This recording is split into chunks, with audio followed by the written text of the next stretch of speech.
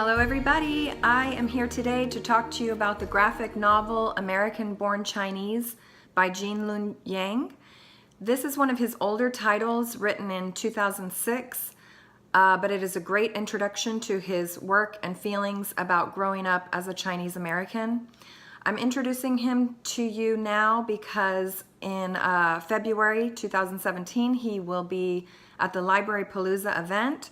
So you can come to the library, check out this book and his other titles to get introduced to him and meet him in person in February. Some of his other titles include Avatar: The Last Airbender, Boxers and Saints, The Shadow Hero, Secret Coders, and many more. So this book is what I'm going to talk to you about today, American Born Chinese. Have you ever felt like an outsider? Have you ever tried to change yourself to fit in? We have all struggled at one time or another with feeling comfortable in our own skin. And this is what this book represents. It's about identity, what makes us who we are, fitting in, other people's impressions of us, and things that we do to be accepted. There are 3 separate stories with 3 main characters: the Monkey King, Jin Wang, and Qin Qi. Now, no matter what the Monkey King does to improve himself, he is still seen as a monkey. So he works harder to distance himself from being a monkey. Will he ever accept himself for who he is, or will he always live trying to impress others? Jin Wang is an American-born Chinese boy. After living in San Francisco's Chinatown for 9 years, his family moves and he works on becoming more American in order to make friends and later to impress a girl. Distancing himself more and more from his parents' culture. Will his true identity be lost forever to fit in? Or will he come to terms with his cultural roots? Now, Qin Qi is a stereotypical Chinese high schooler who lives in China. He comes to visit his cousin Danny in America once a year, and Danny is extremely embarrassed of Qin Qi as he follows him around school for the 2-week visit every year. Danny fears that his reputation will be ruined by his cousin because of how Chinese he is, something that Danny has been trying to forget about himself. Will Danny reject his own cousin? The ending provides a twist when the 3 stories combine, revealing unexpected truths. The graphic novel style and illustrations are reason enough to pick up this book, but the humor, courage, and lessons learned for the characters will make a lasting impression. It's a quick and fun read that I highly recommend, as well as the other titles written by this author. So come by the library and check this book out and get ready to meet this author in person in February. Thank you.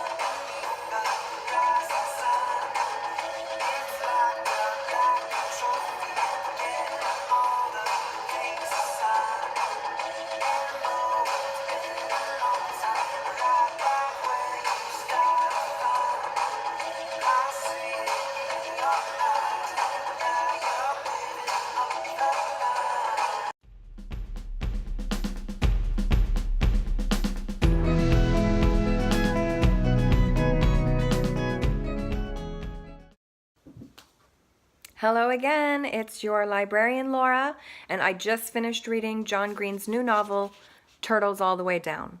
I am a super fan of John Green, and this is yet another reason why. Let me tell you about it. Have you ever been stuck on one thought that you just couldn't get it out of your head, constantly twisting and turning it in your mind? We've all had those moments where we relive an event or a conversation that bothered us and try to make sense of it or think of what we could have done differently. This is a normal way of processing information, and it's a temporary state of mind.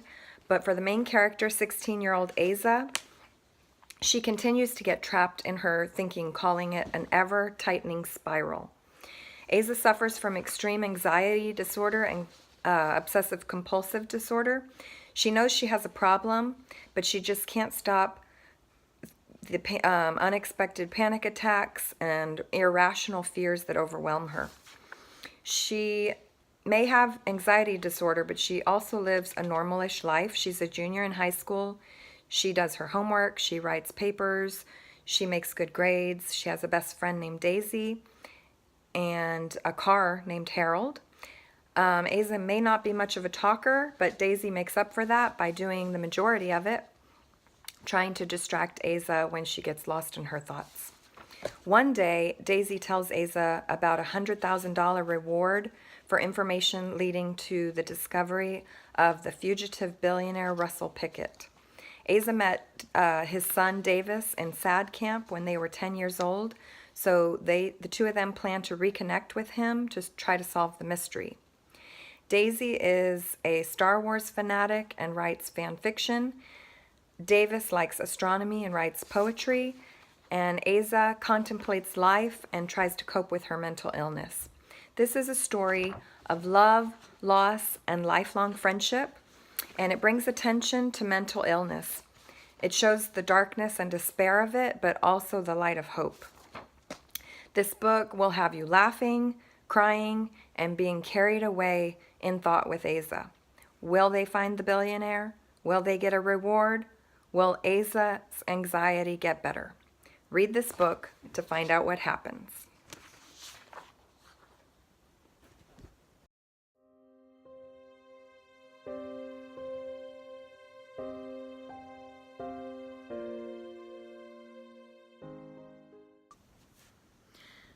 Have you ever witnessed something that you couldn't ignore?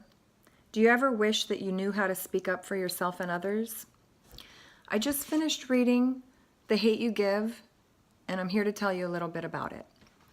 So this is author Angie Thomas's very first novel, so congratulations to her for writing this book, which is already widely popular. Before I start talking about the book, I want to mention that this story touches at the heart of the Black Lives Matter movement in such a beautiful way that shows the power of the genre of fiction. It's one thing to read a news article or hear about a court case on TV, but when you get to a chance to read a novel, you get to dig deep and invest time and emotion in the characters that translates to the real world and will make you take pause and question the next time the news mentions similar events. So it's written in the first person point of view from the main character, Star Carter. She is a 16-year-old black teenager growing up in a rough inner city neighborhood. She attends a prep school 45 minutes away where she is one of only 3 black students, including her brother. She gets along fine, but doesn't feel that she can truly be herself. One night in her neighborhood, she's with her friend Khalil, who gets pulled over by police for a burnt-out taillight. What seems like a routine traffic stop ends in tragedy when the cop shoots Khalil 3 times as Star witnesses him dying in front of her eyes. The novel takes us through her emotional roller coaster as she tries to make sense and cope with the death of her unarmed friend at the hands of somebody who was sworn to serve and protect. Her family and community rally around her as she eventually finds her voice to speak up against this senseless murder. When she feels powerless, she finds the power in words and swears to never forget, never give up, and never be quiet in her fight for justice for her friend Khalil. This is a book that everyone should read. It shows multiple cultural perspectives and helps readers to either process their own emotions of reckless policing practices and how an unarmed teen could end up being shot by police, or to help you gain a bigger picture of our society, the lives of others, and how this affects us all, and what we will choose to do if or when a situation like this happens. Will there be justice for Khalil? I think this book will change hearts and give others the power to find their voice. Come by the library and check it out.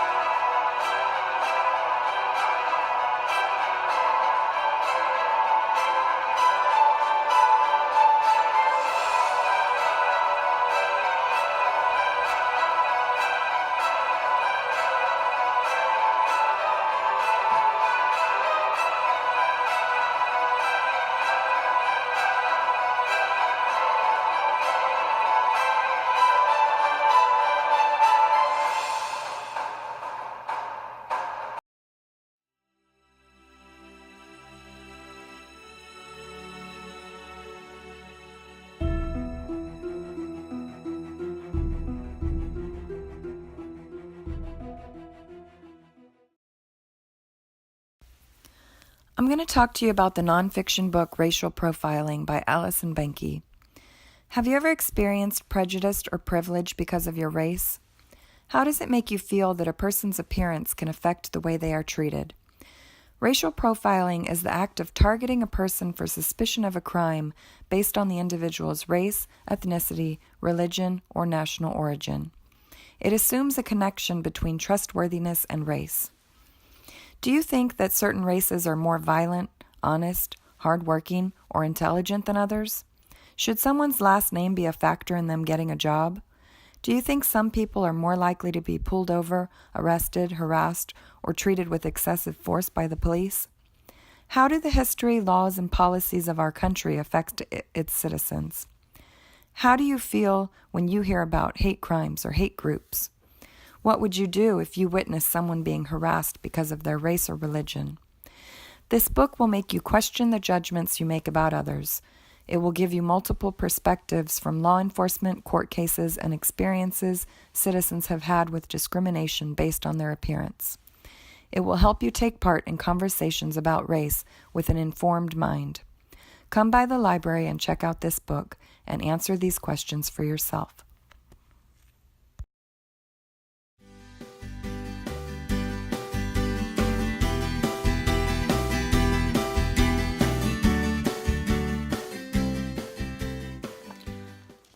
I'm going to talk to you about the new nonfiction book, Philanthroparties. Have you ever watched the news and felt so emotional that you asked yourself, I wonder what I can do to help? When we see bad news or see people who need help, we have two choices. We can either tune it out and not watch the news anymore, or we can take action no matter how small it may seem. That's exactly what author Lulu Cerrone did. When she was 10 years old, she watched news coverage about an earthquake in Haiti that devastated the country. And instead of saying to herself, "I'm only 10, what can I do?" she took action in her own way. She had an idea of a boys versus girls lemonade stand competition between her 5th grade classmates. And together they raised over $4,000, which she donated to the Haitian relief effort. From then on, she knew that she could make a difference. In this book, she shares her Philanthroparty ideas that combine hanging out with helping out. Do you want to have a picnic with your friends? Then you could pick up trash together at the park afterwards. Do you want to have your friends over to make Valentine's Day cookies and cards? Then you could make some extras for patients and nurses at a children's hospital. Are you having a barbecue party? You can ask your guests to bring some extra canned goods and donate them to the local food bank. Do you like music?